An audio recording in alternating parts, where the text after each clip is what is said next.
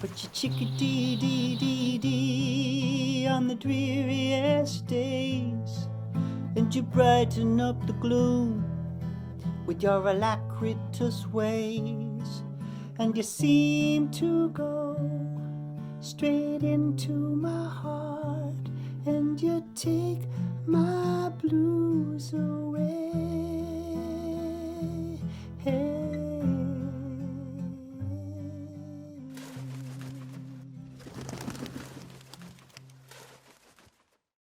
Great to be here tonight. Thanks for joining us this evening. Thanks 8:30 Club for putting on this awesome bird show. I'm super excited. We've been working for a little while getting all these amazing musicians together. They're going to be singing to you in a round tonight. So they're just going to kind of go in a circle and for about an hour and a half. And then after that, we're going to have question and answer and let them tell some bird stories and ask some bird questions. All you guys get your birding questions ready to go. Okay. So I want to introduce you to Paul Schaub and tell you a little bit about him. He's from Bayou Vista, Louisiana, a very small town in southern Louisiana. He and his wife, Carol, love bird watching. They have been bird watching for 10 years. Paul also serves as the president of the Terrebonne Bird Club, and Carol is the treasurer.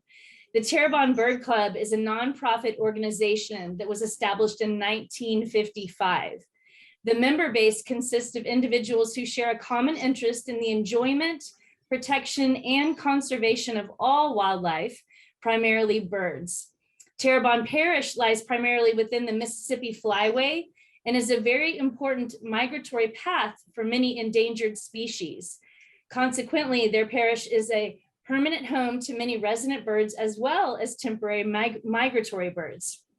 There are currently 5 designated bird sanctuaries in Terrebonne Parish. As residential and industrial areas grow, as they do in all of our cities, more wildlife habitat is lost. So hopefully through the efforts of all of our area bird lovers, the protection of these flying jewels will grow, adding to the quality of life and pure enjoyment of all birds of all species. The club has about 10 field trips a year. They have a private Facebook page with over 560 members. Paul loves to get out by himself, and this is when he usually concentrates on his photography. He has hundreds of photos of birds taken mostly in Louisiana and Texas, from shorebirds to forest birds to waders and marsh birds to sparrows and eagles. So please take a moment to check out in the breakout rooms Paul Schaub's amazing photographs.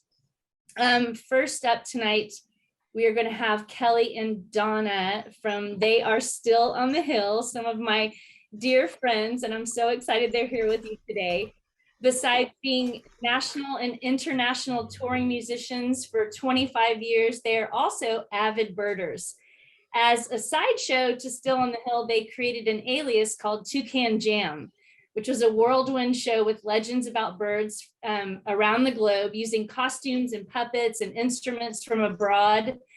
They came to my kids' school. I used to book the cultural arts there when my kids were little, and it is literally was the best show I've ever seen, children's show, in my entire life. So it was just amazing. The kids were just like, oh, and so they're so much fun to listen to. I know you guys are going to have a blast. This duo has taught ornithology to 11-year-olds at the Hallberg Audubon Ecology Camp for 18 years, and that is a cornerstone of their world.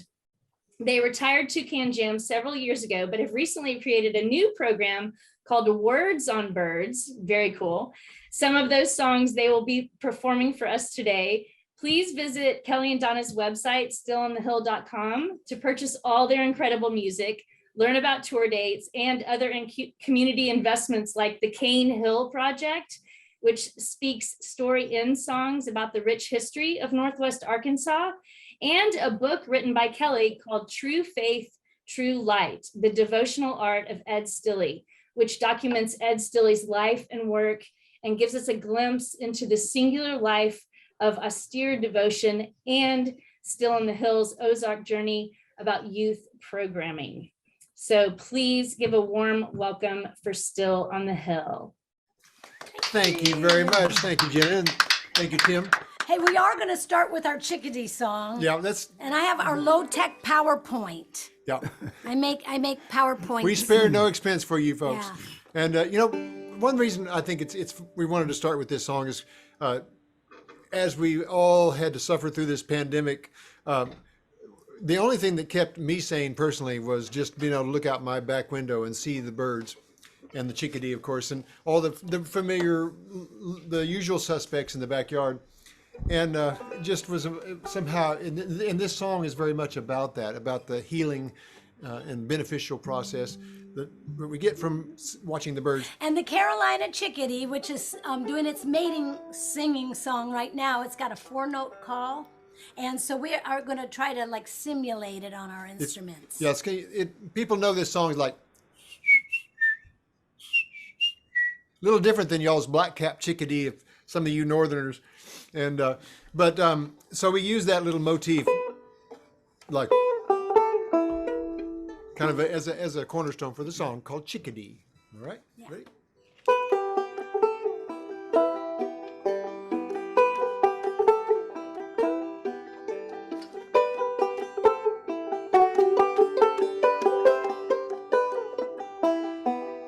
Sometimes this world closes in on me, all the tragedy, I can't take it.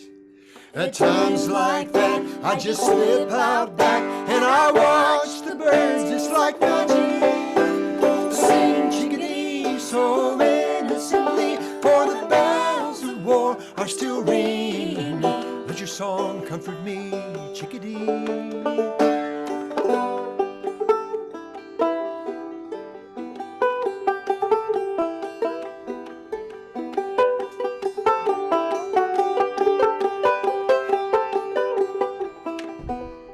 Sometimes my list of details is just overflowing, and I can't win, I need rest. At times like these, I fall down on my knees. Mother Nature wraps her arms all around me. Sing, mockingbird, please don't utter a word about the troubles of the world, 'cause I'm resting. Let me curl up beneath your wings while you sing. Redbird, come around, speak to me of stillness. Sparrow, take me down into your nest. Sing, whippoorwill, till the night has grown still and the fire in my soul has turned to embers. Comfort me with the song I will remember. Sing, chickadee, so innocently, for the fires of war are still burning. Let your song comfort me, chickadee. Chickadee, dee, dee, dee, chickadee. Chickadee, dee, dee, dee, dee, chickadee.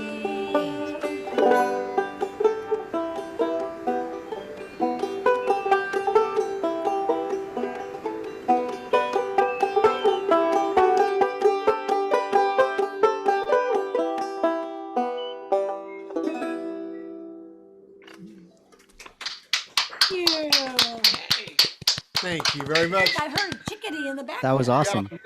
Jack was over there giving the sound. Perfect. Hi, Very nice. everybody. Oh yeah. I'm coming in. Hi, Jack. For All you right. folks who are not used to seeing me with a hat on, I want to let you know that I am not going country.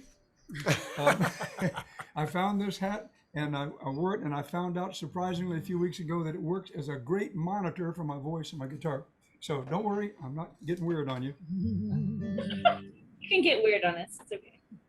All right. I have a little intro for Jack as well. He is a South Carolina born, Ozarks based.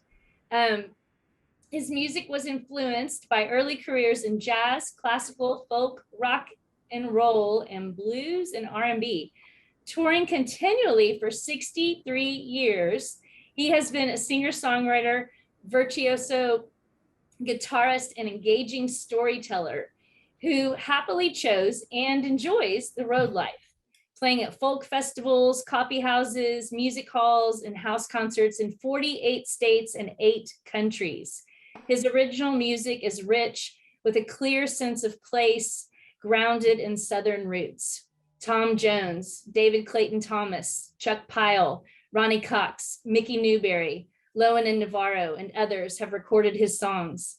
As a guitarist, he has accompanied Tom Paxton, Peter Yarrow, Mickey Newberry, Harry Nilsson, Ronnie Cox, and many others. He has 11 albums and a DVD on Wind River Records. He is an avid birder since the early 1970s. Jack often plots his tour routes with bird migration times and places in mind. A road trip isn't complete without a screeching stop on the interstate to walk a clock, a dash down a wooded back road, an extra day for a side trip into a wildlife refuge, a drive up Hawk Mountain in Pennsylvania, or a spring walk through Mount Auburn Cemetery in Cambridge, Massachusetts. Please visit Jack's website to purchase all of his albums and see if you're lucky enough if he's playing near you. JackWilliamsMusic.com. Please give it up for Jack Williams. Thanks, Jena. Thanks for inviting me to take part in this.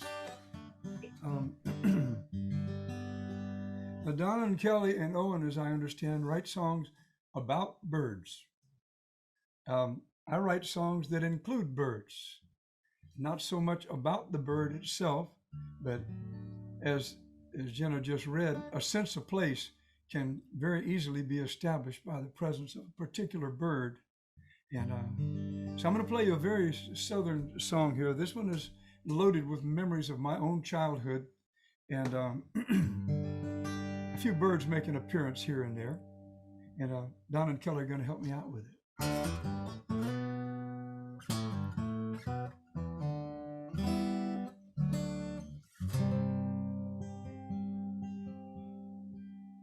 Quiet little schoolgirl scuffing her knees, calling to the doodle bugs under the trees, jaybirds and dragonflies, buzzing the bees. Granny drinks her tea with the spoon still in it, kudzu vine grows a mile every minute, fox grape muscadine, 100 degrees. You're tearing at my heartstrings, I'm gonna fly away home.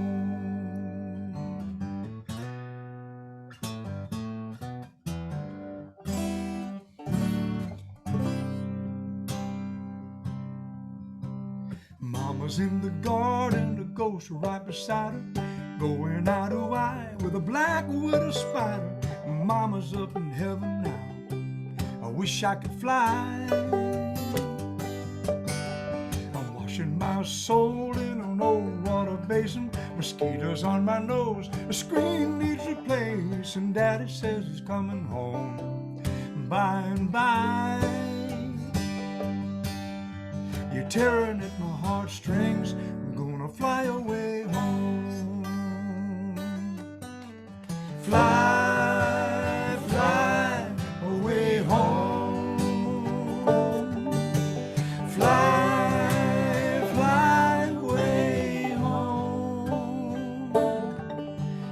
Time remains, I'll shuck these chains and get on down the road. My house is on fire, gonna fly away home.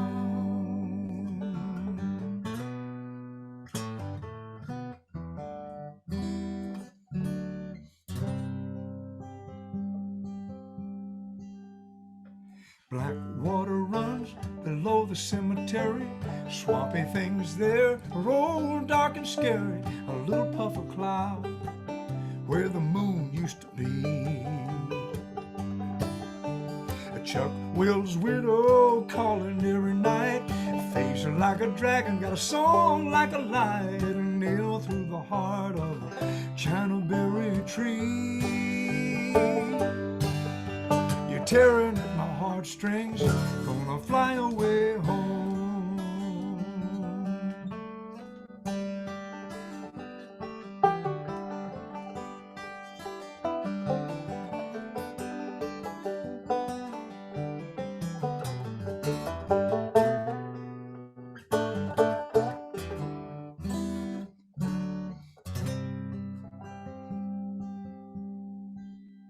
Down at the river, splashing in the water, 'neath the watchful eye of the cotton farmer's daughter. Daddy's in the Philippines, knocking on wood. A coal-loaded train, I'd catch you if I could, right upon your belly like a mad pecker would. Your whistle's out of tune, but you sound so good.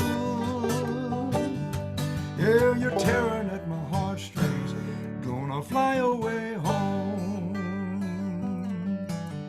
Fly, fly away home. Fly, fly away home. While time remains, I'll shut these chains and get on down the road. My house is on fire. My house is on fire. My house is on fire. Gonna fly away home.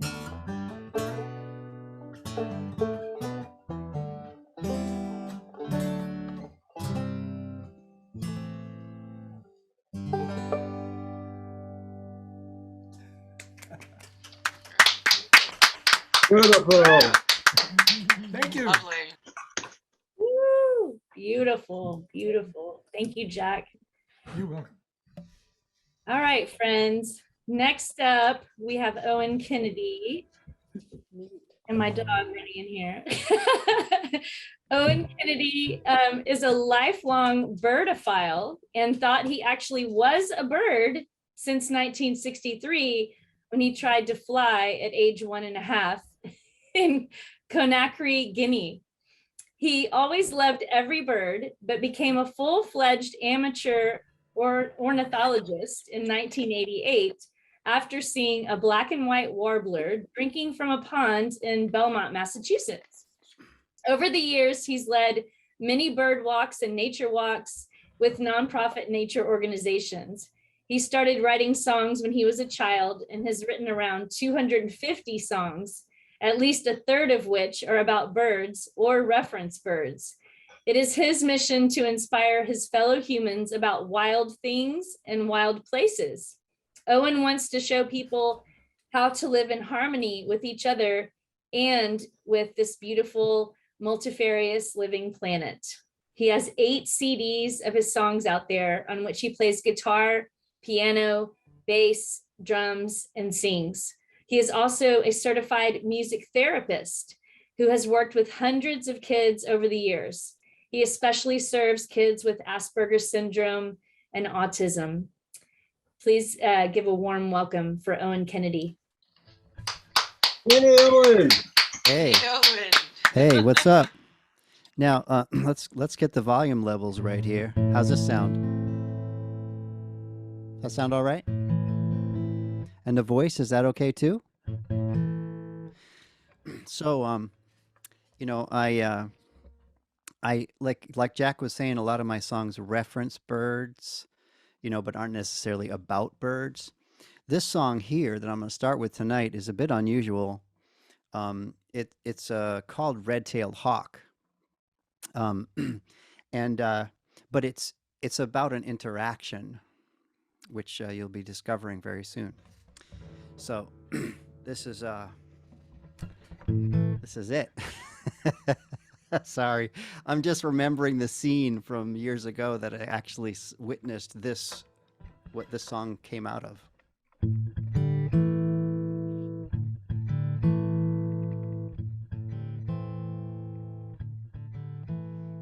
A red-tailed hawk is soaring high, and she sees a squirrel with his face in the snow, and she plummets down, soundless and deadly, without even a thought. She's there before you can say, "Watch out, squirrel! Watch out, squirrel!"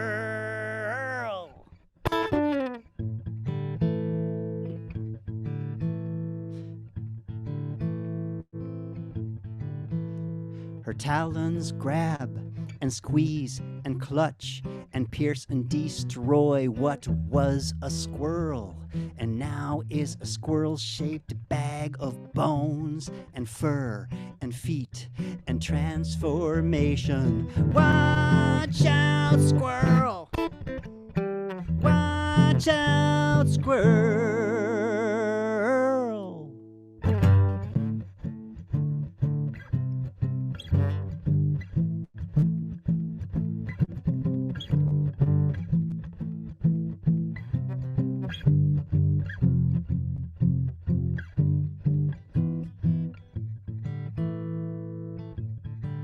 She takes the squirrel to a perch, and there in the snow, she uses her beak to open up the belly, and out comes whatever, and the vitamins go in. And half an hour later, she's soaring again. I said, watch out, squirrels! Watch out, squirrels! Watch out, squirrels.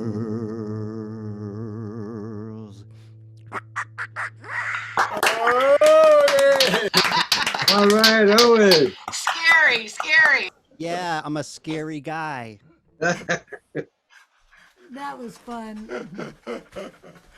Oh, Well, nature is merciless. Hmm? So we can't just like sanitize it. You know what I mean? I was wondering how these vegetarians were going to take that. Well, he's telling them to watch out. That's true. It's like, where's Jena?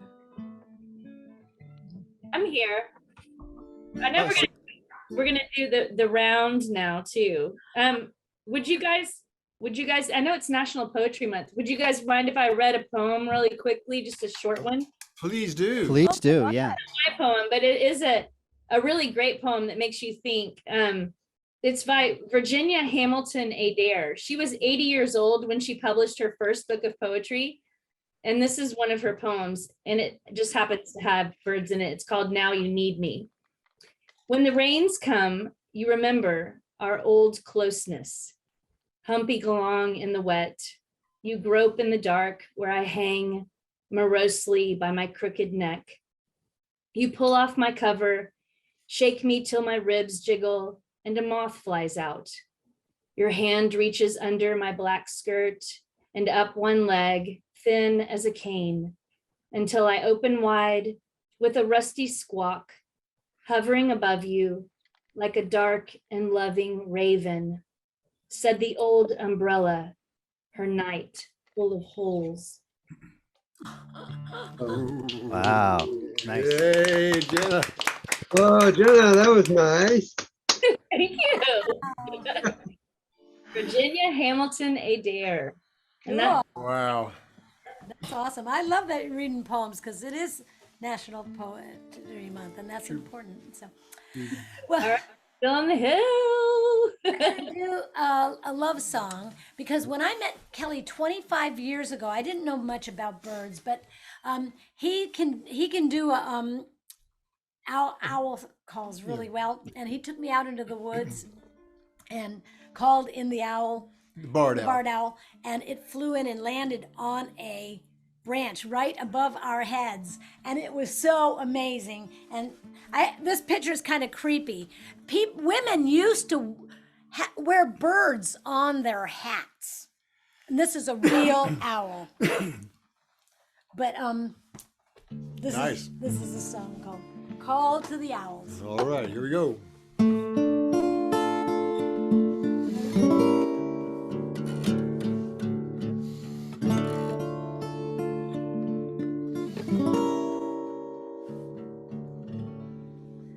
They walked into the woods as the night came on, and the moon was on the rise. He told her that he loved her and that he had a grand surprise. She held her breath as he raised his hands up to the darkening sky. And he called to the owl, call to the owl. Ooh, ooh, ooh, ooh, ooh.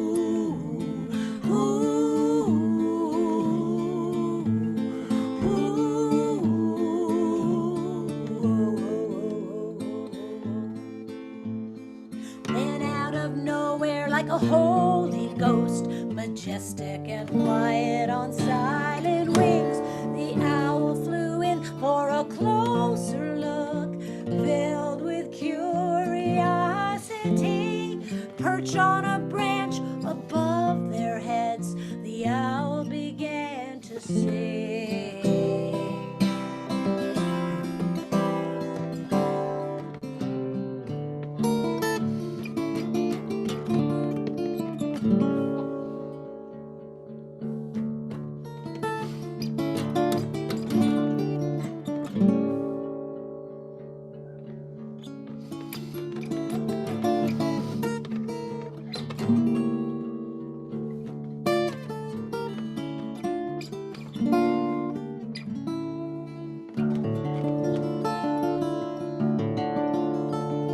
She was amazed that her lover knew a language she had never heard. He and the owl, they sang to the moon without a single spoken word.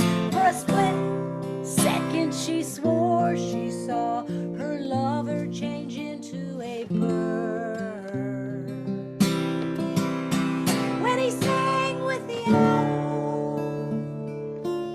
sang with the owl. Ooh, ooh, ooh,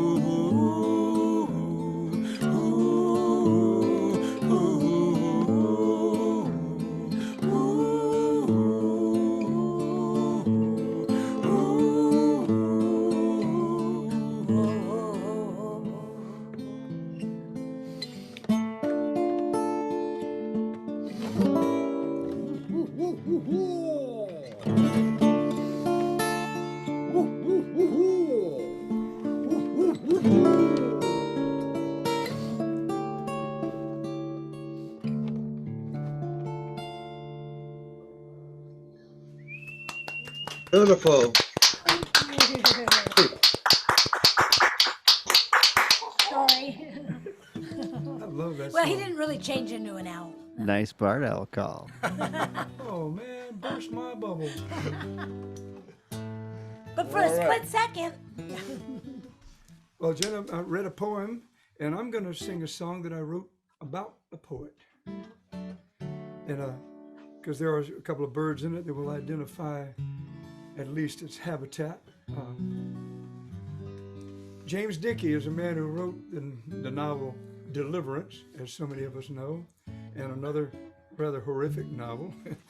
And he wrote a set of poems years ago called The Buck Dancer's Choice, which led to his winning the National Book Award and to his becoming the de facto first ever poet laureate of the United States. James Dickey was an interesting gentleman. I got to meet him. He loves guitars and guitar players. He fancied himself a guitar player with his 12-string. He wasn't quite as good as he thought he was, but that didn't matter to James Dickey.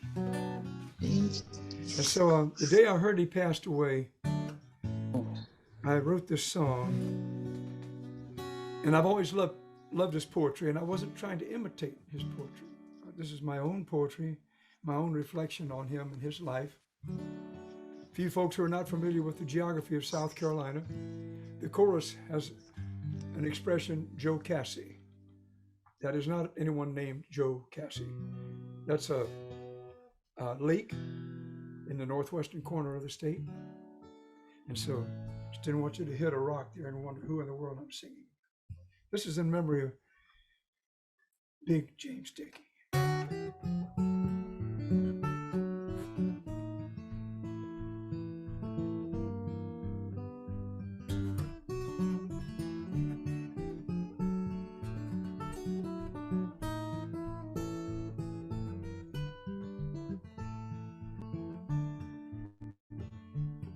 Seaboard rail line, Charleston bound, sashay skyward, one last round. Herons and bitterns with their heads hung down, the old buck dancer's gone. The fiddler squeals in the cotton gin, strikes a match and invites us in. Guitars and banjos, mandolins, play the old buck dancer song. Sweet Joe Cassie, make my bed, and the moon is red with so much music left unsaid. The old buck dancer's gone.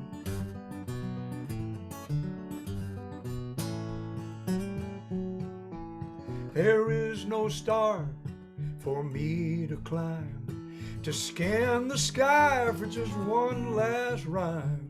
I'll borrow one from him this time. The old buck dancer's gone.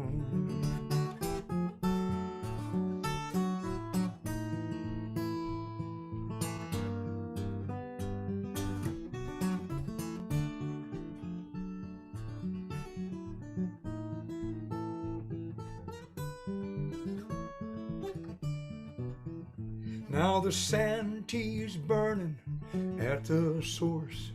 It veers unfettered from its course like some alligator tidal force. The old buck dancer's gone. Sweet Joe Cassie, make my bed.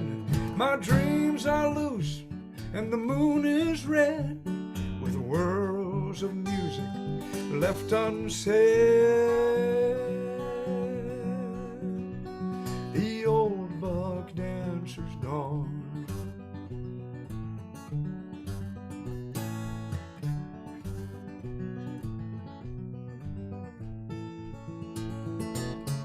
The dancer witnessed blood and fire. He saw with the seers and he lied to the liars, and he bled for every heart's desire. The old buck dancer's gone. Oh, just give me one last spin around with every pretty girl in town, and bury me in a live oak crown, and then dance all over my grave.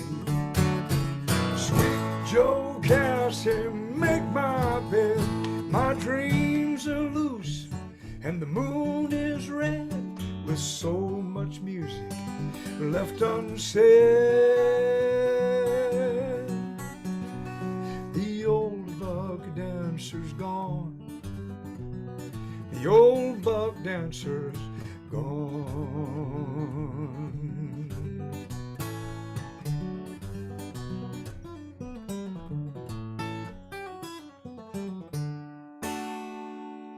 Hey.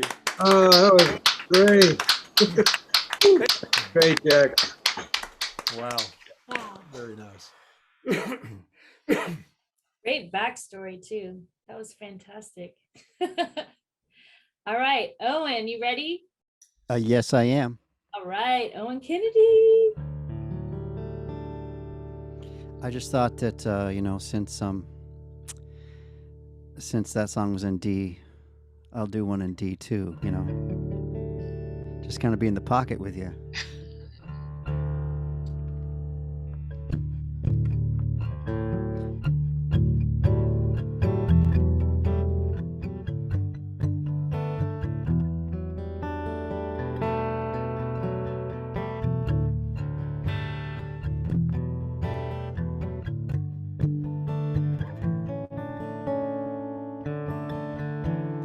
Your big dark eyes reach into my soul like rain in the desert in the spring.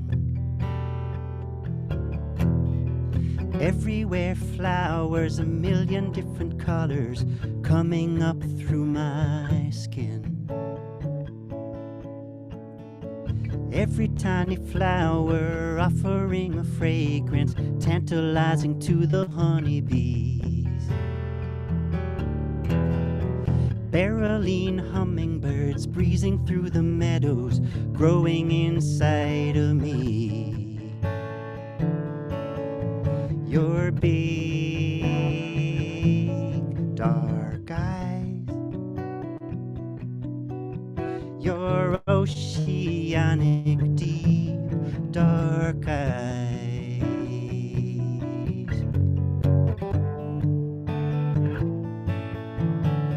Tall grass God's prairie spreads over my body when you turn those eyes on me.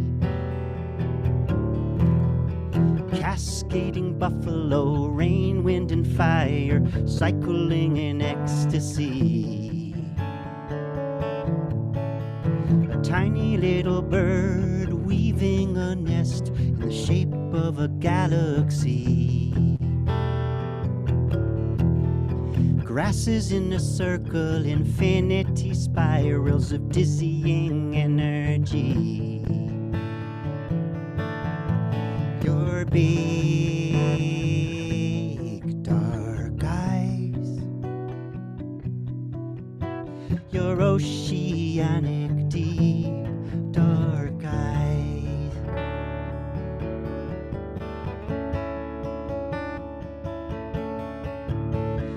When a star explodes in the heavens, nebula emerges in the night. Star transforming into mysterious colors. Naked beauty racing through the dark, sinking ever slowly down into your big dark eyes. Your oceanic deep dark eyes. Your big dark eyes. Your oceanic deep. Your oceanic deep. Your oceanic deep dark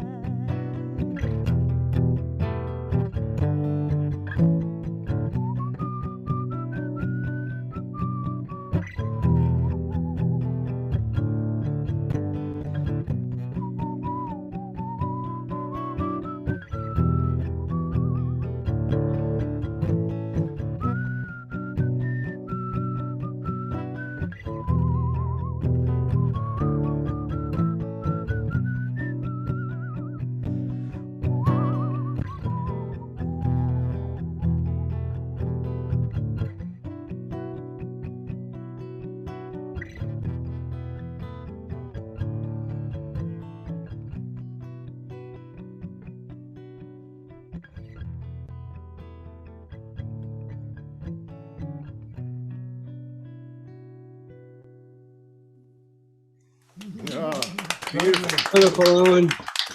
Nice. Thank you. Appreciate it. Wow. Okay.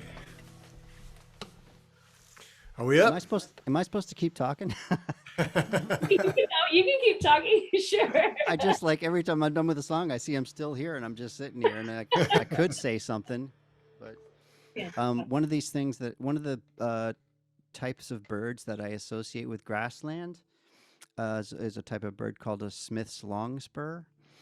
And out in the east, all we ever get is the Lapland longspur in the wintertime, because most of these birds breed up way up north.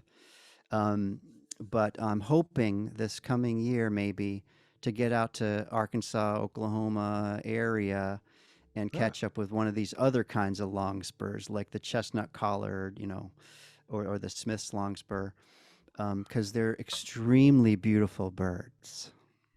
Well, I hope that happens. We're trying to change the name of the Lapland longspur No kidding, huh? because my ancestors are Sami. They're the people they used to call Lapland. Yes. That's inappropriate, and it's the Sami or the Sami. Yeah. So we shouldn't call them the Lapland longspurs anymore. I agree with you actually, and I'm actually in the process of trying to get the world together to change the name of the yellow-bellied sapsucker. Oh, Okay, we got to talk about that No, no, another time. the red-bellied the red-bellied woodpecker does not have a real red belly. Yes, it either. does. Has But a it Does pink too. Just barely pink. We could call it the barely pinked. belly. What would Very you call pink. it? I would call it the red helmeted. It's got like a helmet. Red helmet. Red helmet. The red mohawk. The red, yeah, the red helmet. This is getting deep really fast here. But not the red. Why we did this show, right? I think, oh, Exact reason. yeah, we're going to have no trouble with the chat part later on. Awesome. So awesome. It must have been, there's very few times when Arkansas really hits the big time, but there's one time that it really did. And I'm sure you heard about this. It was almost 10 years ago. Yep. Yeah. What is it? It's Black. I know you're going to talk about Big Thicket. So this is it's when in a tiny little town in Arkansas called BB, Arkansas, 2,000 blackbirds fell out of the sky and littered the town. Y'all remember this? It Yeah. would We make- were in Switzerland and heard about it. the whole world heard about this because it was so weird. Like why would that happen? The town was just littered with dead birds in the morning.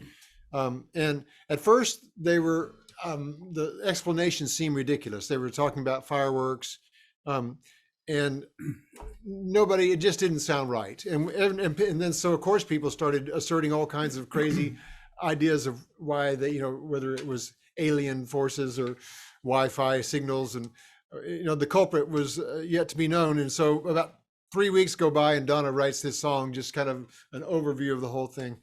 It's called. We'll tell you what really happened at the end, but this is my Arkansas, and this is a saw-whet owl, but it's Why does it not. have horns well, on it, because then? you haven't sawed them off yet. Oh, I see. I got you. Yeah, She's not going to hurt me, is she? I might. All right. I'm getting out of here. This is called Blackbird.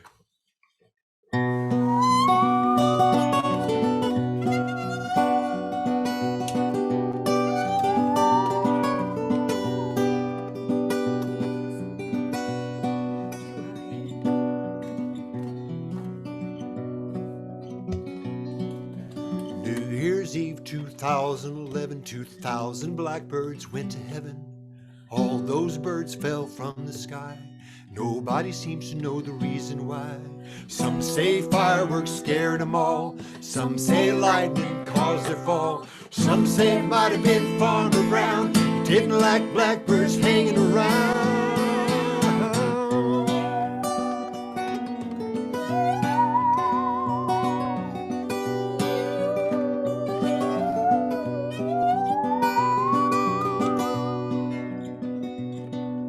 Some folks saying it's the end of time. Falling birds is an ominous sign. Hitchcock in our neighborhood. Some say the government's up to no good. Some say it was toxic power flowing out of cell phone towers. Some say poison caused the death, but we're still waiting for the test. What's this old world coming to? Isn't there something we can do? Out of sight and out of mind, we close our eyes, act like we're blind. We will reap just what we sow. The world is fragile, don't you know? Blackbirds falling from the sky, canaries in a coal mine, blackbirds singing in the dead of night. Take your broken wings and fly.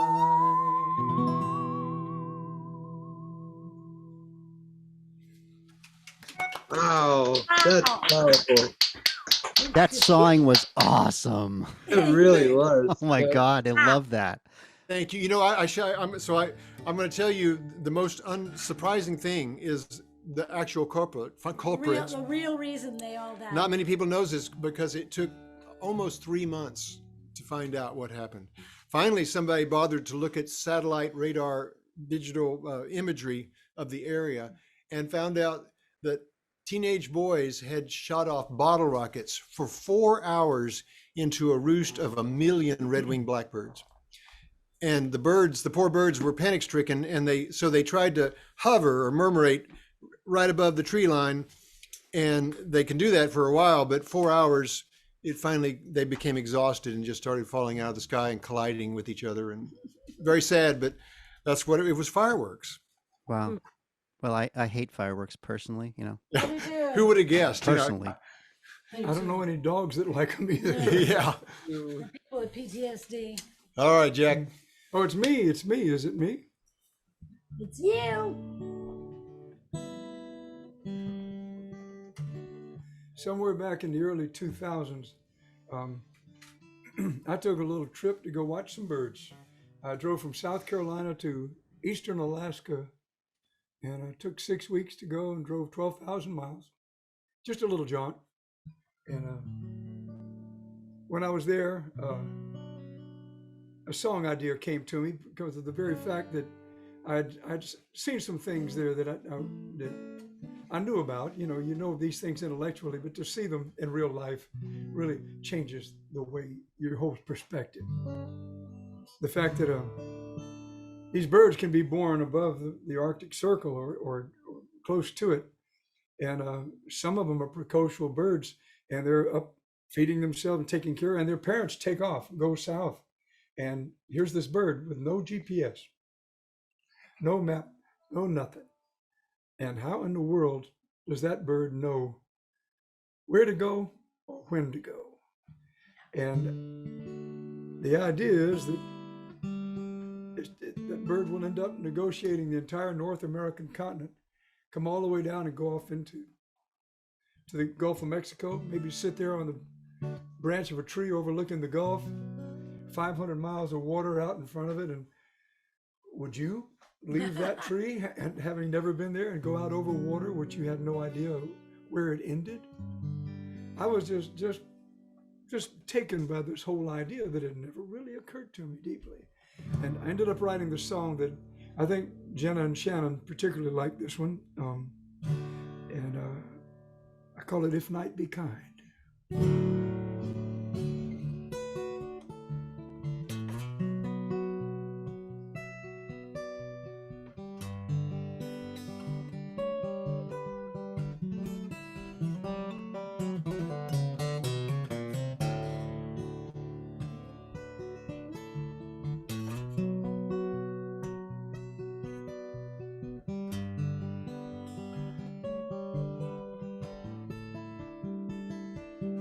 On the highest bough of a tall pine tree,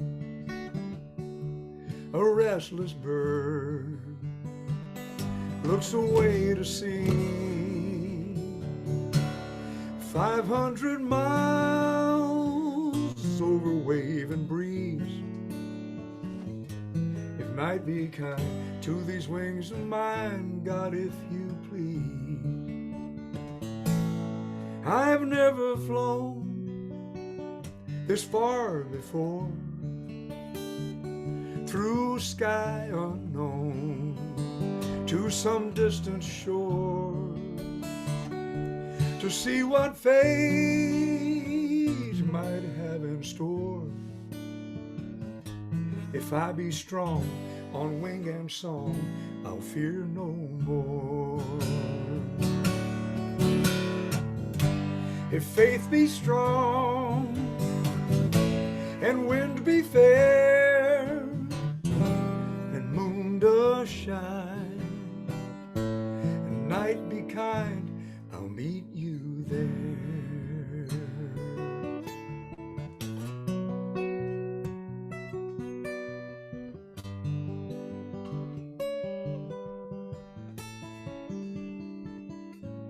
Oh, I was made with wings to fly, but I wandered aimless through the sky. I felt an emptiness unfold when nature sent one breath of winter through my soul. If faith be strong and wind be fair and moon does shine and night be kind, I'll meet you there.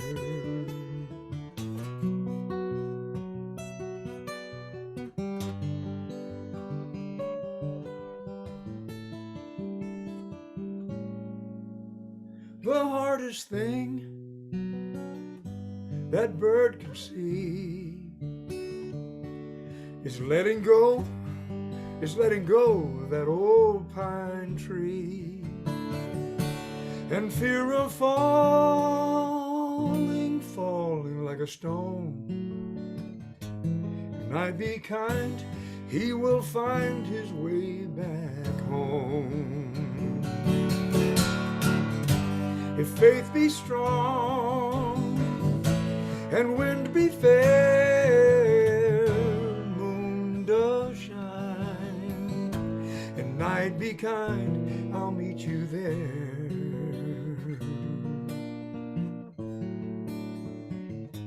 If I be strong on wing and song, I'll meet you there.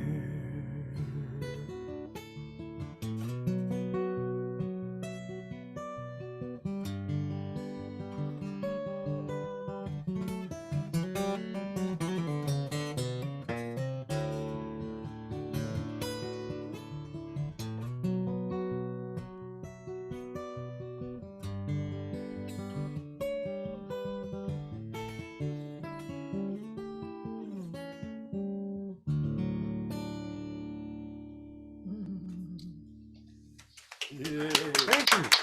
Yeah. Beautiful, Jack. Wow. Beautiful. Really pretty chords, man.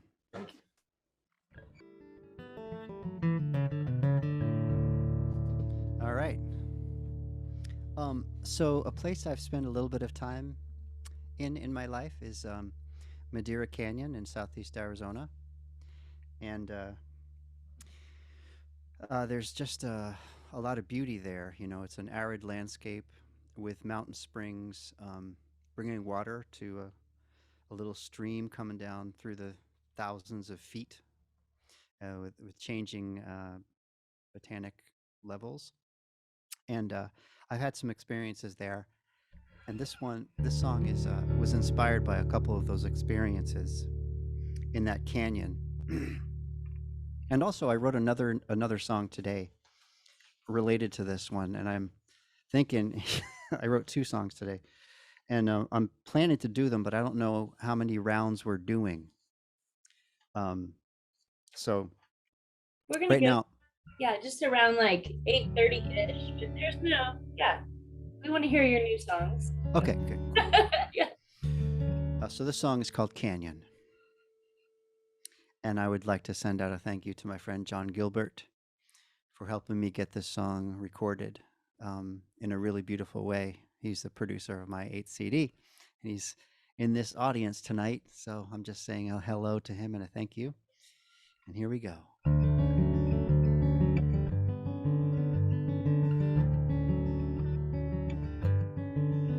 If you let your imagination run like wind through the sycamore trees, like a blue-throated hummingbird catching the light on an April day,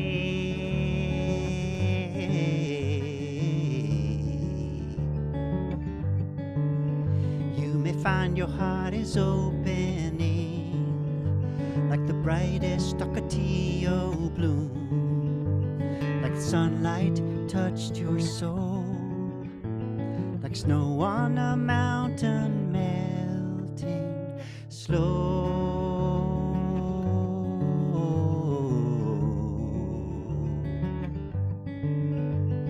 Now the sound of water falling, taking all cares away.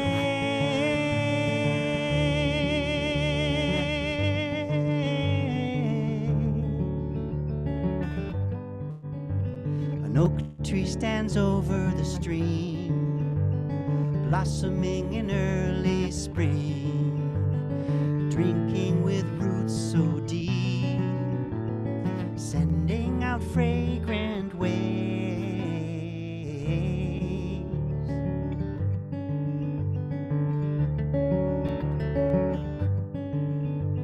An evening, if you stand nearby, Nighthawks and bats come swirling, cascading around and around.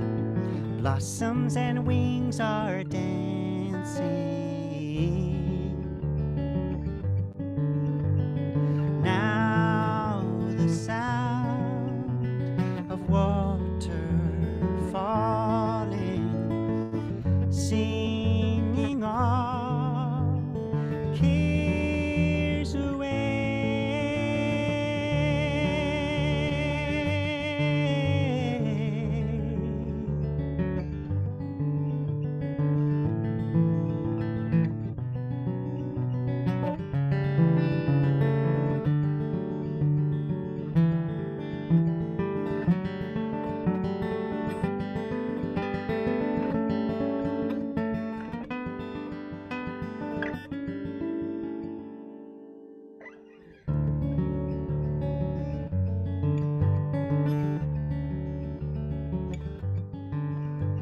So let's go together now.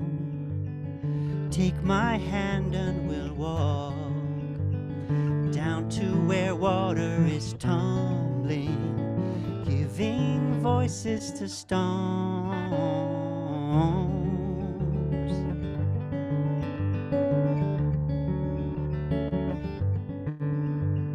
More voices are rising here in this noisy glade. Canyon frogs are calling. Could we be more alive? Now the sound of water falling, singing all cares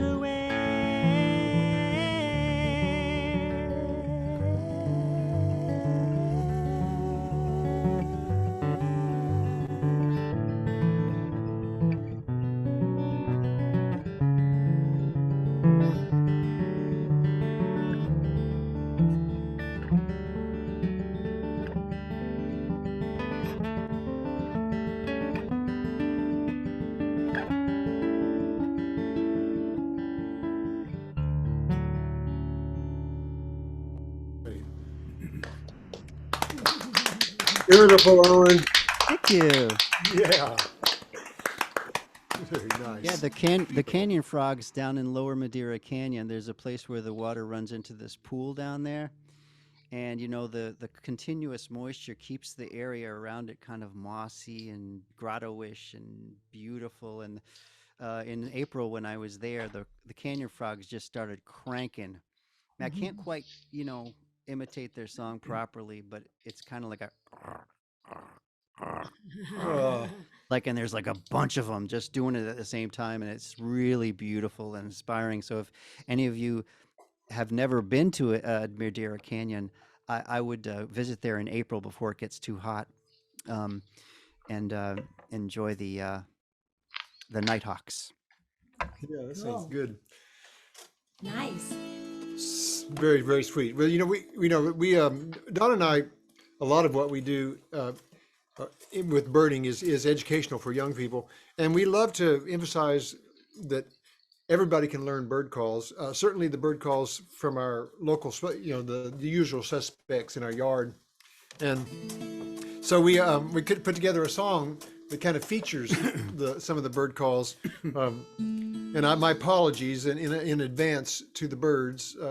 I think they probably are not so impressed, but people around here think I can do it. And by the way, I'm going to play an instrument we just got about a week ago. It was just given to us, and it looks weird, and it is weird. It's a 9-string banjo guitar. A funjo. Yeah, and it was left. A man named Harmless T. Jester had this and left it to me the other day. So this is the first time I ever played it, but it's kind of like it plays like a banjo. So I thought it might suit this song nicely. This is called "Drink It Up." This is your bird song lesson.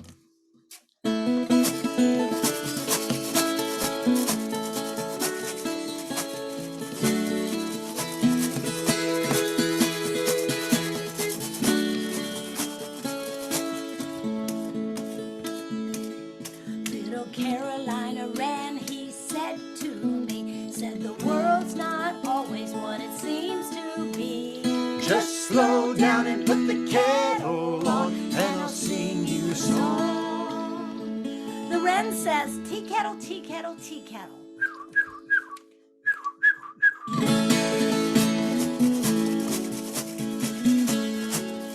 Robin Redbreast says the early bird gets the worm. Real good advice that we all should learn. Then he sang to me cheerily, cheer up, I'll fill your empty cup. The robin says, cheerily, cheer up, cheerio, tut, tut, tut.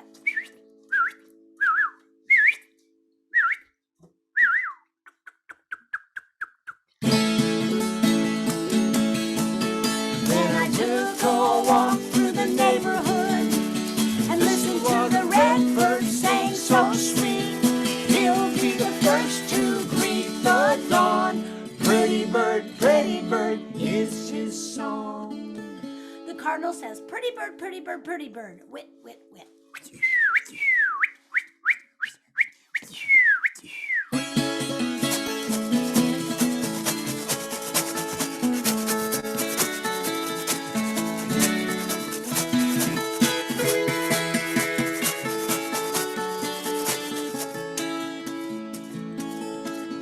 Little Towhee, he invited me to tea. Said, sit with me and hear the wild birds sing. So I poured his song into my loving cup, slowly drank it up. The Towhee says, drink your tea.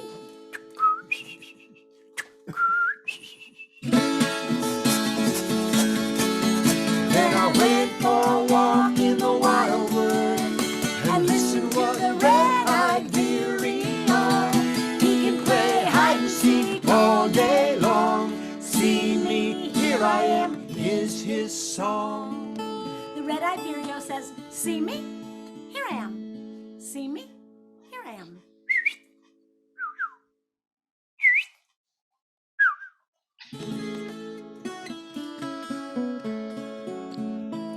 Then I listened to the prayer of a morning dove. He said, take time to savor all the things you love.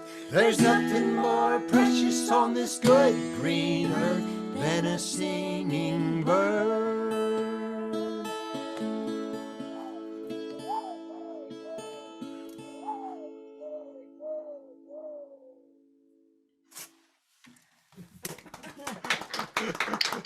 Oh, that is great.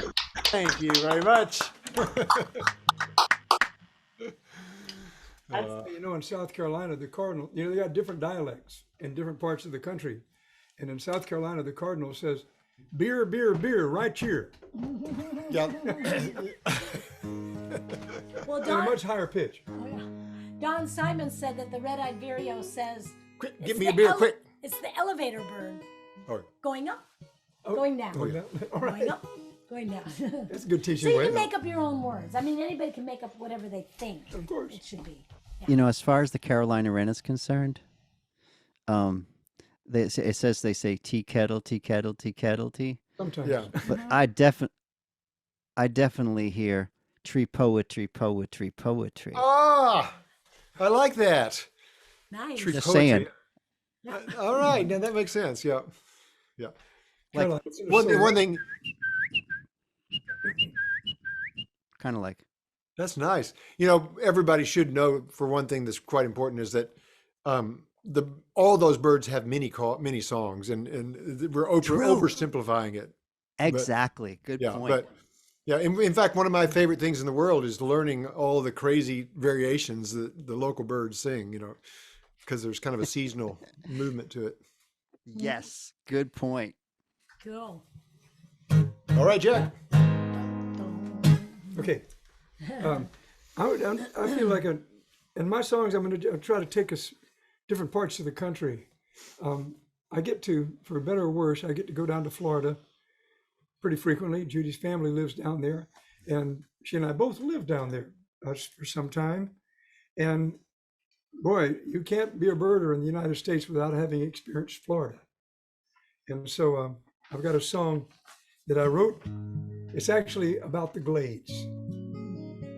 And some of the word, there's some spoken word in here, and some of it is mine.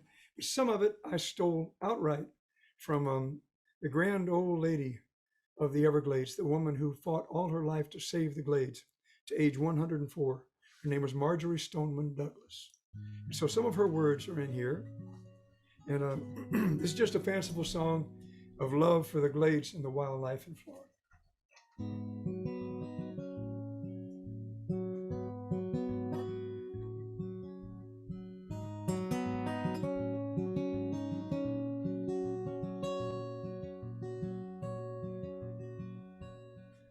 On a white oak hammock with a low shell mound, there's no human voice, but life abounds.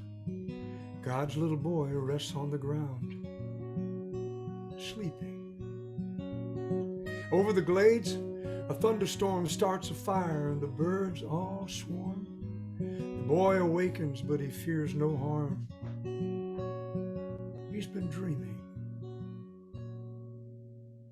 Snail, kite, egrets fly.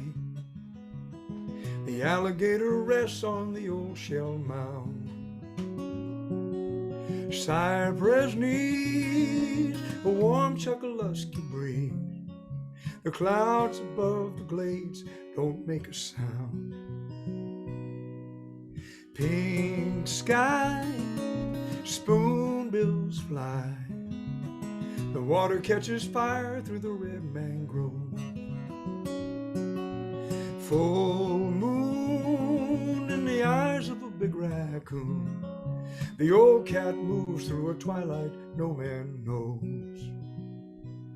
Lay me down where the sawgrass blows. Let Okeechobee's waters roll my bones. Lay me down with the apple snail, where the sunlight glints on the ripples and the limpkin whales.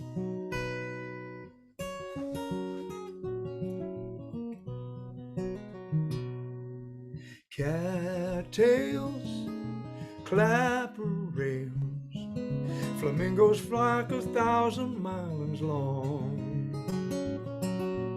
Manatee floating in the slough by me, where the clear Caloosahatchee rolls along. The clear burning light of the sun pours day long into the sawgrass and is lost there, soaked up, never given back. Only the water flashes and glints, and the grass yields nothing. The truth of the river is grass. Gamble, ramble, from the prairie to the isles of Florida Bay. Oh man, clearing out the great oak stand, don't haul the rest of Florida away. Lay me down where the sawgrass blows. Let Okeechobee's waters roll my bones. Lay me down with the apple snail, where the sunlight glints on the ripples and the limpkin whales. Lay me down where the sawgrass blows. Let Okeechobee's waters roll my bones. Wow, that was great. Wow. Beautiful, Jack. That was beautiful. Wow. There's one of our amazing guests tonight wants to know the title of that song, please. Again. Song of the Glades. It's on my Glades. Walk in Dreams album. Thank Wow, you. that was really great. Thank you. Yeah, thank you, Jack. yeah, that's What were you saying? Well, I just didn't know that there was a whale called a limpkin. The limpkin whales? They are no mind at all. Very funny. I have another song, another song I'm not playing tonight, but it's a song about humans versus critters, and the critters always come out on top. And the limpkins you know, make a really a sound like a woman in distress, a scream. They wail. That's just really what it sounds like. And a lot of people who move down there from up north, they just don't like all the racket. So and in the song I said they drain the channel, they drain the lakes, and all they get left is snakes, skeeters, and limpkins. And they go. Nothing you can do about it. Serves them right. Serves them right. That's right. Oh. Wow, thank you. So, as promised, I'm going to next sing. I sang Canyon last, and this one's called Canyon Wren.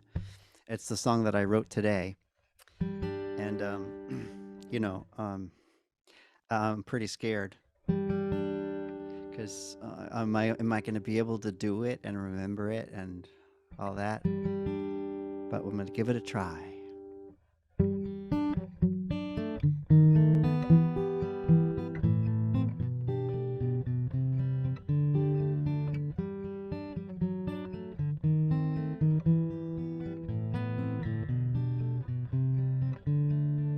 There goes the canyon wren, bouncing on that rock again, expanding with morning light, ready to sing. Everything about him pulls on my heartstrings, never seen anyone as fetching as he.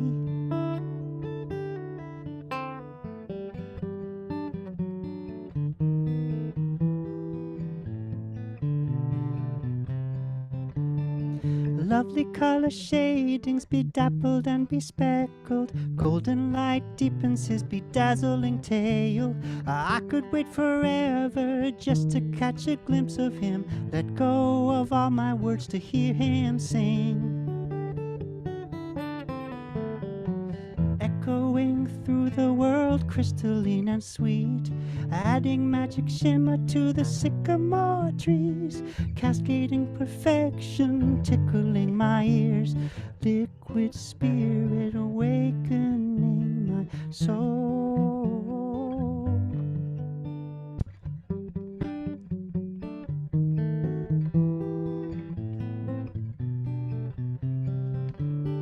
I think I want to live there in the quiet canyon, water coming down from the mountain springs. Canyon Wren is my friend, connected on the spirit plane. He and I both like to wake up and sing.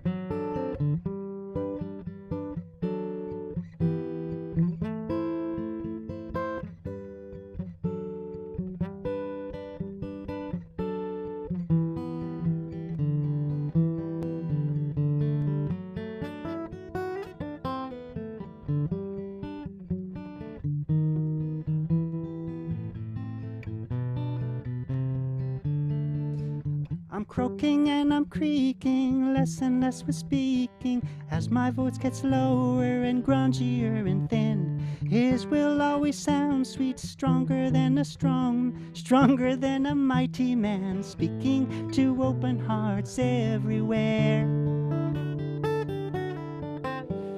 Echoing through the world, crystalline and sweet, adding magic shimmer to the sycamore trees, cascading perfection, tickling my ears, liquid spirit awakening my soul.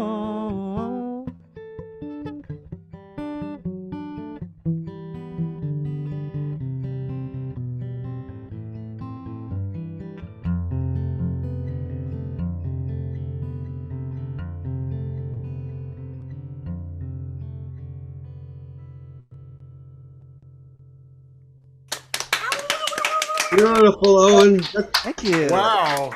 That's a keeper, Owen. That's a keeper. Pull it off. Well, you know, like I'm planning to put a aviary section in this song when I finally flesh hey, it out, whatever. We forgot we were going to, as soon as you were done, we were going to go. Well, I'm so glad you did. But you don't have canyon wrens in your part of the world. No, but We've been out there. Yep. To where? Oh, I've seen them in everywhere from New Mexico to Arizona. Judy and I had a canyon wren that lived right outside of our cabin in Kerrville, Texas. Aw. We'd see it Yeah. out on Well- out in the common, and it would be looking for a place to hang out or looking for food in the barbecue pit out there. You know, oh my God, any little bits of piece of fallen bacon or something? I don't know. I'm telling.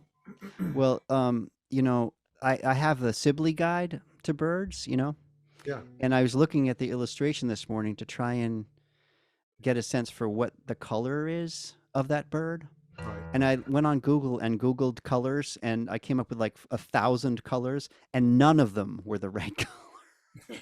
Huh. You know, like there is no name for that color. Interesting. It's It's a rich Interesting. red brown of some kind. It's a red brown, kind of a persimmony, like chestnutty, kind of mixy thing. But Very it good. just it's the only thing that is that color is the canyon wren, just as the only thing that's the color of a Santa Cruz Island scrub jay is a Santa Cruz Island scrub jay.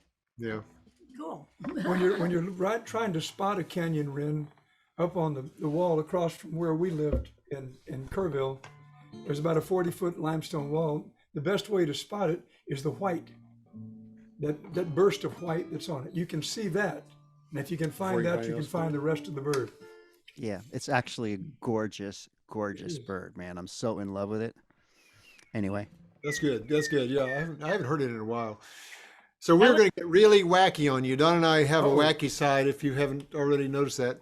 I'm And gonna play my toy piano. yeah, and this is just a fun. You know, it's a song actually that one of the first songs Donna wrote for this particular program of Words on Birds. And part of the reason she wrote this, I think, was to encourage artists of all types, whether they be painters, photographers, or whatever, to try to stand up for the birds, because the birds are certainly in peril right now. And as we know, that their numbers are decreasing at an alarming rate for most species. And so we all just need to be mindful, and artists can have a role in keeping that in the forefront. So And the part where I sing a bunch of names of birds, kind of my rap sort of thing part, are birds that are really on the concerned list. right, which are kind of, some of them are surprising, you know, like Yeah. the American robin. You Yeah. know?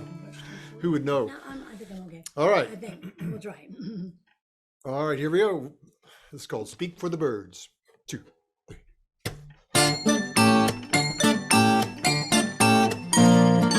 Abstract artist Morris Graves, his images of birds are etched in my brain. Remember when Kurt Vonnegut said, I wish we'd all been born birds instead. I adore Audubon Snowy Owl, his wonderful drawings of snowy owls. I love Mary Oliver's catbird poem, speaks to my heart, lifts my soul. Musicians, artists, lovers to birds, let's paint and sing and speak for the birds. Grasshopper, sparrow, and meadow lark, saw wet owl praying in the dark. American robin and Franklin's gull, hard to watch your numbers fall. California condor and little field sparrow, the road is long and the path is narrow. Blackbird singing in the dead of night, over to the sweet by and by.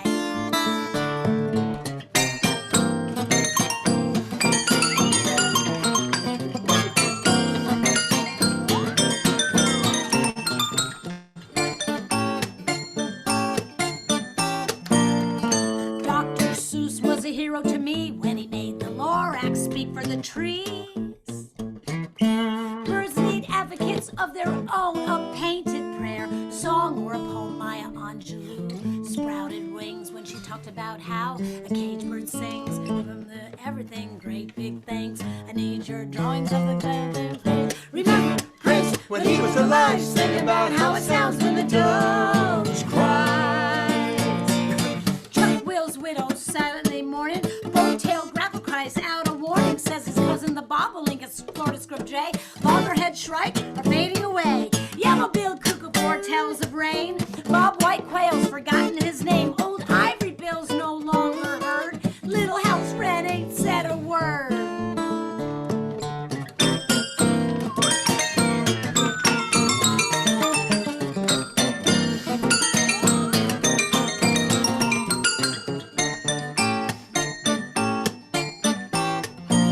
Abracadabra, is it black magic? Where are the birds? It seems they vanished.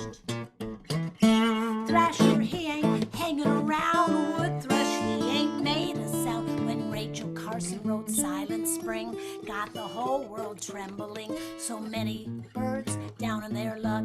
Pintail and the ringneck duck. Musicians, artists, lovers of birds, let's paint and sing and speak for the birds. Let's paint and sing and speak for the birds.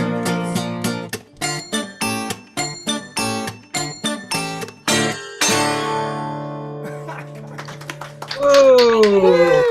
Great. Woo! That was awesome. That was And amazing. that was crazy. Oh, Oh my God. Thank you. How are we doing on time? Yeah, where are we at? Probably squeeze in a couple. right now. And so, yeah, we can, yeah, we can finish this round. Yeah. And then start our discussion. Mouse to go. Move over here. Let's get close.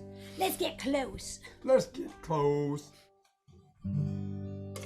This is a song that's this is really kind of an old guy song, because I'm an old guy. It's a song that really just came to me.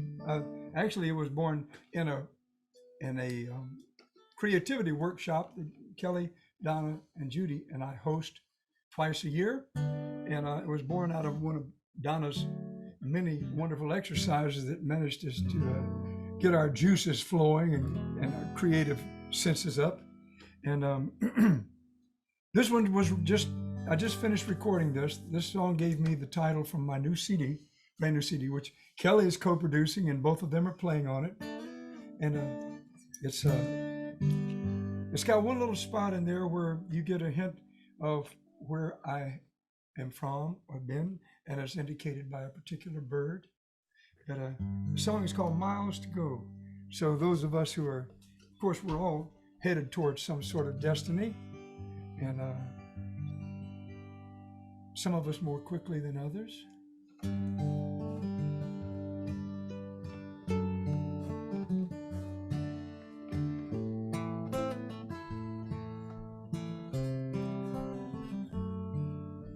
I'm an old man with a pack on my back, pledging my love to the railroad track and the dusty back road, heavens above and the rivers and the valley below.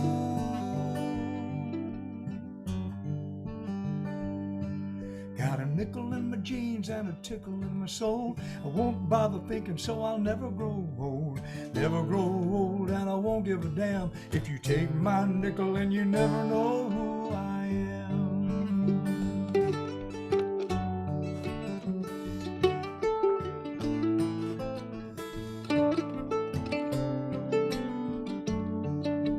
Never had a job, but I worked all day. Made a fair living, kept the wolves away, and burned the candle down, and woke every morning to the light of a brand new town. I got miles to go across the plains, over big mountains in the sun and the rain. I'll take my chances in the great somewhere. If love comes calling, it'll find me there.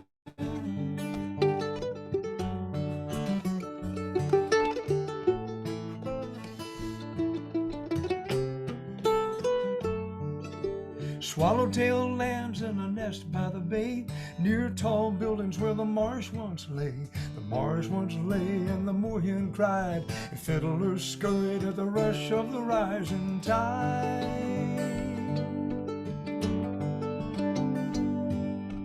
Life has been kind to me, that's a fact. Youth was a lark, but I never go back. I never go back to those days again. I follow that ivory bill all the way around the bend.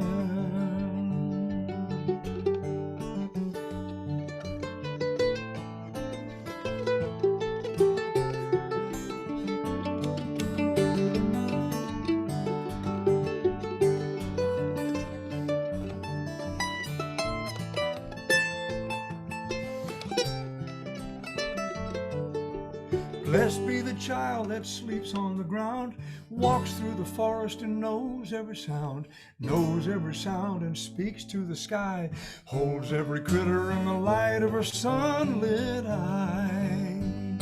I've got miles to go across the plains, over big mountains in the sun and the rain. I'll take my chances in the great somewhere. If love comes calling, it'll find me there, where the road ends, where time begins. One star to guide me, where the soul flies through endless sunrise. That's where you'll find me.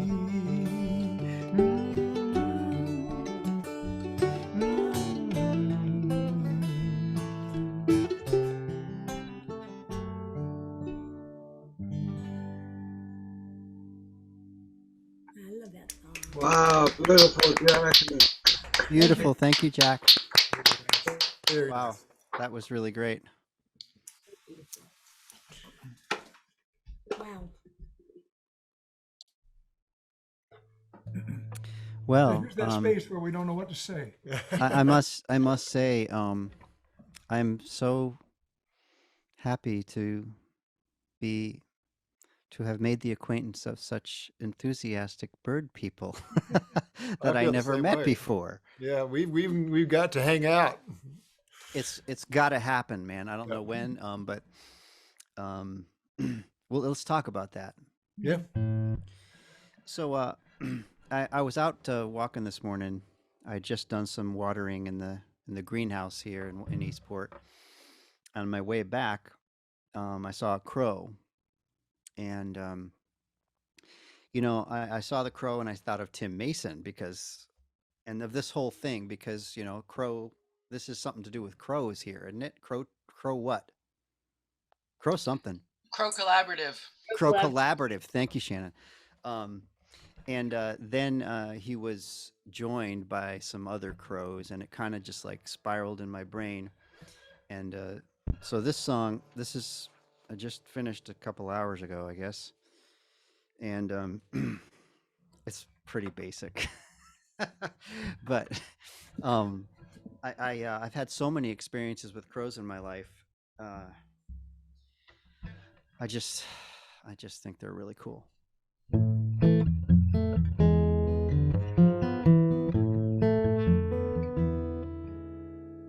Blacker than black, shiny and smart, on the trash can in my neighbor's yard. Water is there in the contour top. He dips and tips back another gulp.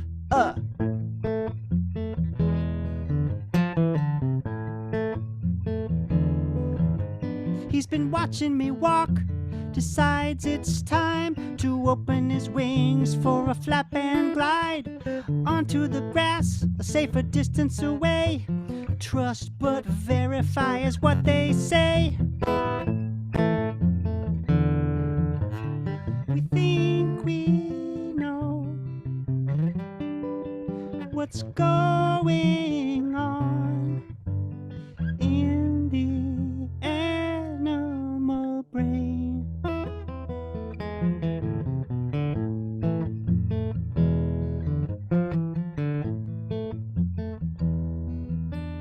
His friends are there in a nearby tree, cawing and signaling punctuatedly, almost like a gang here in the town.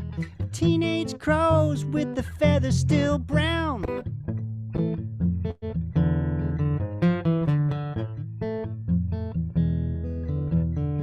Working the angles, strutting the street, cast a beady eye toward the people they meet. They own this place and they always will. The jet black wings are the kings of the hill.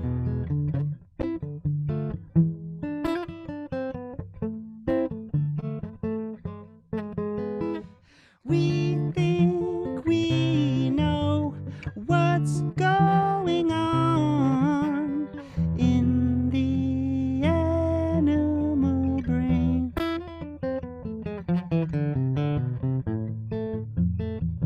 In the animal brain.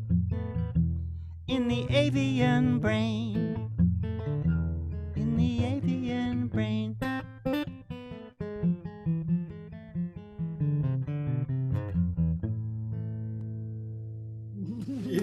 Oh, yeah. Thank you. Oh, beautiful, Owen. Wow. You had a heck of a day, I tell you what. Knock out 2 songs like that. That's amazing. Sure. That's for sure. Owen, thanks for going out there and writing 2 songs today I before love that. both of me. That was like My, liquid spirit awakening. my pleasure, really. That blew my mind. So thank you.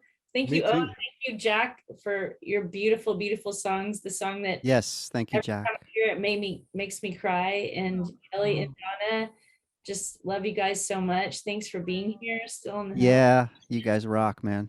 Yeah, they do rock. And let's open up conversation, guys, to talk about whatever you like. I have one more poem I'm going to read before we open up conversation. Hey. Oh, good.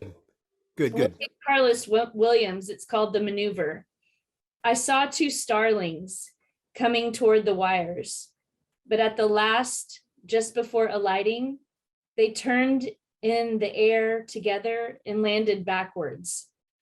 That's what's got me to face into the wind's teeth.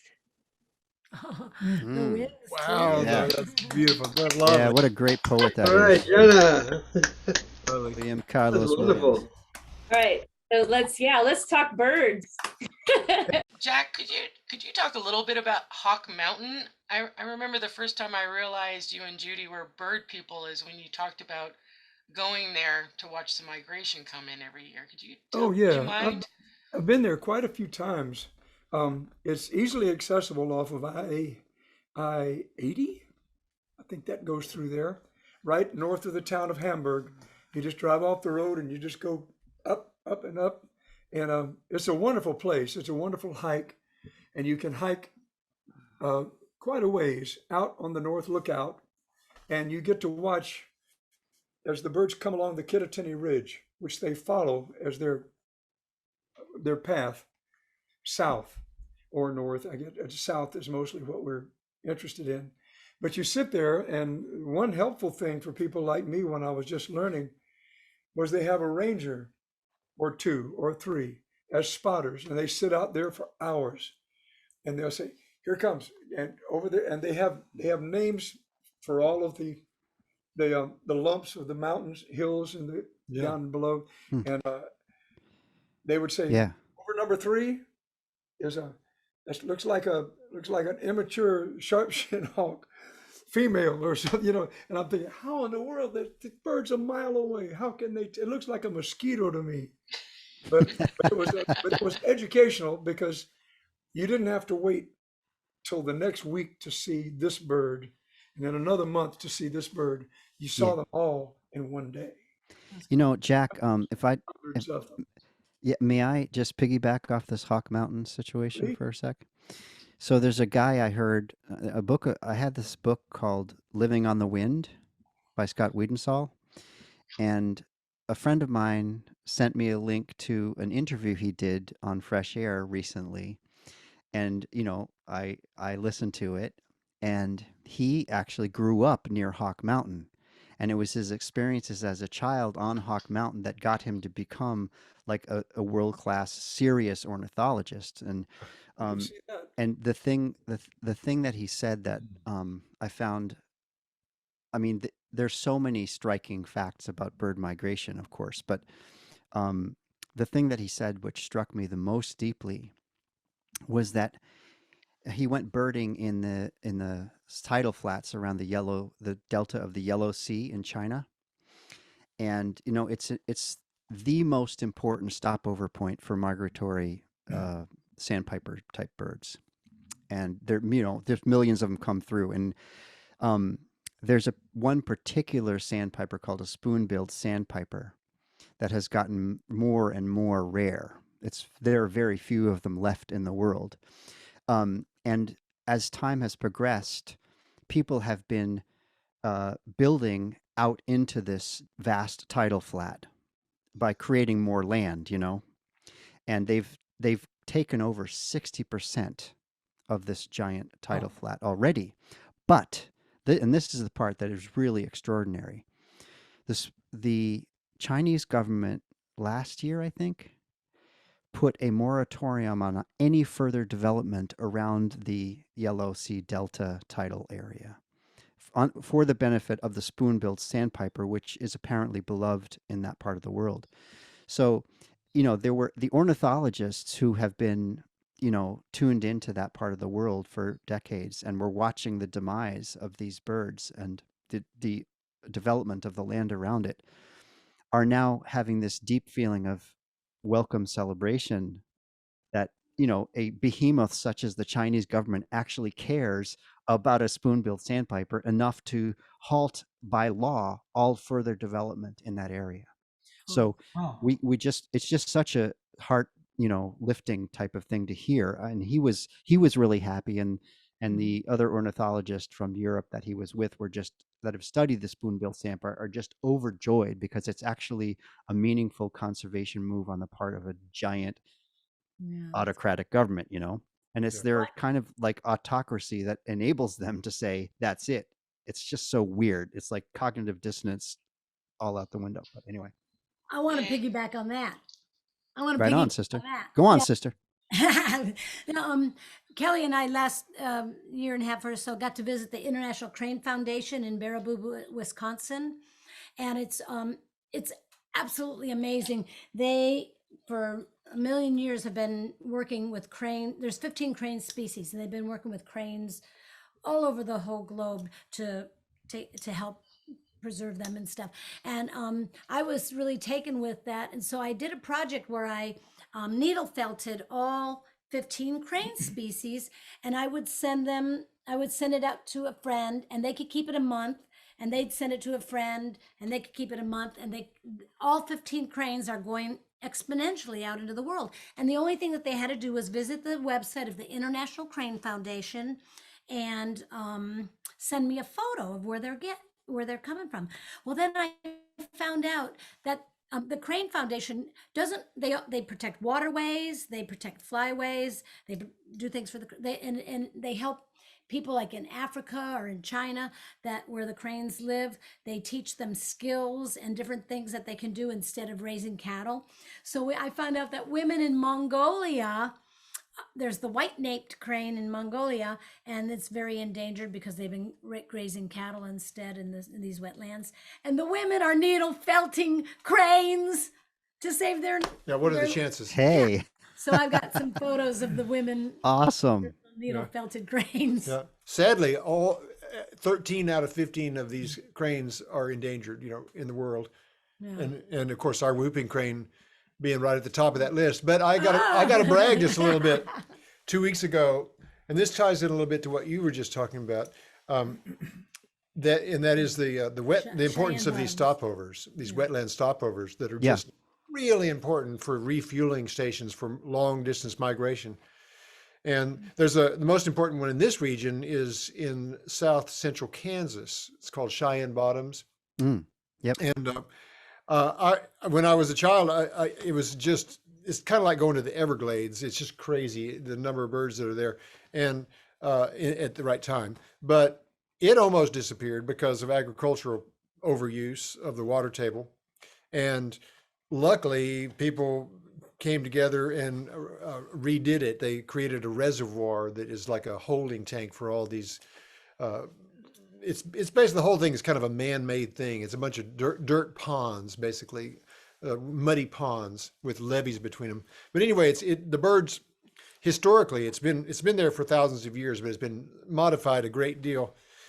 But I was there 2 weeks ago, and lo and behold, I saw 2 whooping cranes. Hey, Yeah. We've seen them in Aransas, Texas, like with our binoculars a million miles away. But this was like To see them migrating real there. is really a thrill.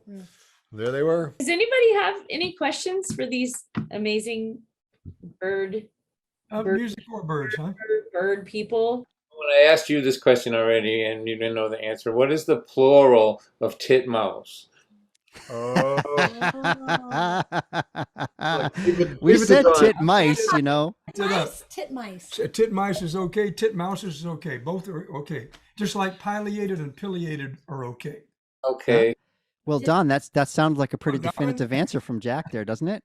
Yeah. So titmouses is okay and titmice is okay. No birder will look down his nose at you if you use either one. Can't guarantee Nope. that. Can't guarantee that. You know. No. Leave it to Don to ask that one. So Kelly, you haven't really told us what your background is all about, even though Well, I you know, know. I had to. Yeah, thank you. I grew up in a family obsessed with birds, and so I always say it was basically forced on me. You know, like, and and as a kid I kind of took it for granted, but as I became an adult, I started to appreciate all this knowledge that I'd accidentally gained. You know, from being in the middle of it, and now then I inflicted it on Don. So, but it's been a lifelong thing. And my mother and father were very avid birders, and always made it part of our world. You know, I was doing Christmas counts by the time I was 10 years old. Wow. You know. And this is all Arkansas, right? It's been a few different places. Oklahoma, mainly I'm from Arkansas, but we also lived in Oklahoma and Kansas. So and then I later on lived in Arizona for a while, so I got a little bit of a grip on the western birds. But it's my knowledge is relatively narrow. I really am most focused on this area, and I just kind of overwhelmed by opening the door to the whole world, you know. So what is a Christmas count for those of us who haven't Oh, for done the one? Audubon the Audubon count, annual count, it's a very important census. It happens simultaneously throughout the United States, and there are circles organized all over in every state, where on a certain day in December through January, everybody puts as many birds as they can on it, and we send out, like in Fayetteville, for instance, there'll be about 20 people participating. And we count them in numbers too, not just what species you see, but how many of that Is species. there a And you do it- reason it's Christmas? It It's happens just very, middle winter birds. yeah.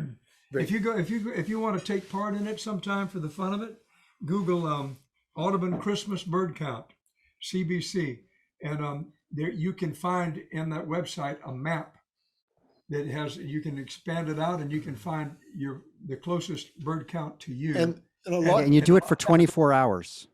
Okay. It's a 24-hour thing. Isn't there Right. some other thing where you like spend all year and have to like find 10,000 birds and one That's a big person- year. That's a big year. Is it called a big year? Yeah, that's a Okay. big year. That means you ran into a flock of mixed blackbirds. but you know, the Christmas count is, by the way, I would really highly recommend getting involved with that, because even if you're, even for people that are not real advanced, it's not, oftentimes the teams are very happy to have you along, and you learn As a so spotter. much. Yeah, you could still be useful, and it's a great way to hang out with people that do know what they're doing. That's the quickest way to learn. It helps because there's so much change having more people doing it. Yeah, these people have already gone through the hard work of learning these things, and if you tag along, you can learn a whole bunch, piggybacking on their knowledge. One thing that is disturbing to me is we've been teaching at a certain place every year in the same week in close to Hot Springs, Arkansas, for 18 years, and we watched the local population just basically disappear. Of what? Of what? Just of Everything. everything. We used to be able to walk around with the kids, and could show them scarlet tanagers, summer tanagers, Louisiana water thrush, wood thrush, hooded warblers, you name it, all kinds of good stuff. Now we're lucky if we can find a phoebe, and maybe a couple of, it's just down to next to nothing, and it's very disturbing. There used to be cuckoos would be there every year, so it's gotten to where it's almost difficult to teach, because we can't find enough to keep the kids interested. We can't impress them. We don't have enough to work with, and so we're having to just entertain them, kind of like song and dance, Wow. Yeah. Well, which is really you're sad. bringing it to life, to the best of your ability. But What it's can just you do? If keep the on birds are- joking to each other that we're going to have to get little pictures and put them in the trees or something. You earlier on, you guys mentioned that the robins are in trouble, which I was Well, really no, that- surprised to I say hear. it's in that big list that the Audubon, when they did the giant study Yeah. based on Christmas, and they talked about which species were in decline. Yes, I got that. And then which one, and so it's only rated as a bird of concern. Okay. It's But, not you know, endangered at all. oh, good, because I just I think of robins as like one of the most durable, adaptable, like songbirds, and I see lots of them. But that's what shocked me about that study was that there were a lot of birds that we take for granted that were on that list of decline. Yeah. And for instance, starlings.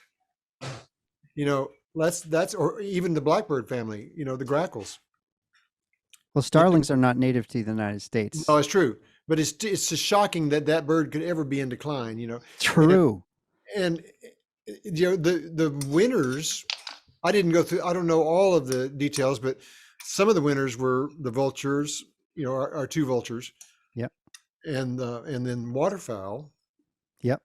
Which have received a lot of help from, strangely enough, the duck hunting communities. Yep. In terms of Ducks Unlimited, and those guys are really building habitat. intense conservationists of the bird that they like to a shoot. fair number of the city birds. The corvids are doing good, but it was astonishing how many birds that were on that list.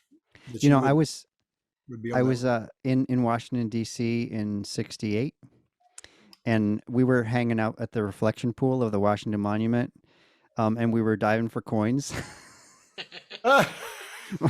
But anyway, it was like a fall day, and all of a sudden this column of blackbirds came overhead, and it was about, I don't know, 300 yards wide, and like 3 birds deep. Wow. And it went by for like 25 minutes. I mean, it was just a massive, massive number of birds going overhead. That sounds good. And when I was in 8th grade, I studied the passenger pigeon, and I found out that they had columns that were 1 to 2 miles wide, 6 or 7 birds deep, and that went by for hours. I mean, there were billions. There were at least 1 billion passenger pigeons. Yeah. So you're absolutely right in saying these birds that are so numerous, how could they possibly disappear? Right. But all they need is continued pressure by generations of humans and their destruction and whatever development and outright murder to make them go extinct. Right. And a lot of time it's pure ignorance, but it is shocking to think that, like there were 1 billion of them, and we got every single one. Yes. Many of them were right here in Arkansas. There's a hiking trail up here called Pigeon Roost, which is named for, it was one of the last places where they were convening, in giant numbers like that. Yeah. Right here in Arkansas. Yep. I just read a New York Times article today that was talking about, how we can help save the birds, and what's left. And what we try to do with our space, and we have a 3-acre pond and we have 7 acres. So we don't mess with anything. Like our front yard is just gardens, and the Beautiful. rest, the trees falling down, the stuff everywhere. We have a pathway that we, mow, but that's it. Everything else is natural. But if we could talk to people about that, like Austin especially is just growing, developing. And all these neighborhoods have perfect manicured lawns, and, just everything's perfect and kept, and they don't have, the food, the baby worms that they're trying to get, especially in this season right now, when they're nesting and they're, mating and doing these awesome dances in the sky, all those things need to be on the ground so that those other bugs and everything else, the insects that they eat, are available to them, and to stop manicuring everything perfectly, Yeah, so, we thank you for that, Jena. And we need food forests. Mhm. We need people to get more deeply into what the land is and how can we work in harmony with it. Absolutely. That's a very cool thing. Habitat's probably the number one problem. Climate's a problem too, but habitat loss, and degradation, and misuse is really huge for birds. The elimination of whole, like prairie, tall grass prairie, just flat out gone for the most part. Yeah. And Yep. so yeah, what everybody can, you can do that one little thing is participate with your own space, try to create good habitat, use natives, pay attention to the cover, don't let your cat outside, all those kind of things. In around here, you can get accredited to have a bird friendly yard from the Audubon Society. And a lot of people like, There's one here. and it's fun. It's Get fun. a tax break? Yeah. You get a little sign you can put in your yard. You can brag that you're a good person. Nice. Oh, I love that. I just want to thank you all for putting this together, and I just love tonight. This is fabulous. And may there be many more. And Thank you, Neil. Yeah. Thank everybody for having us. Really a pleasure. Thanks, Shannon. Thank you, Tim. Thanks, Tim. Sure. Later. See you guys later. Peace. Great night.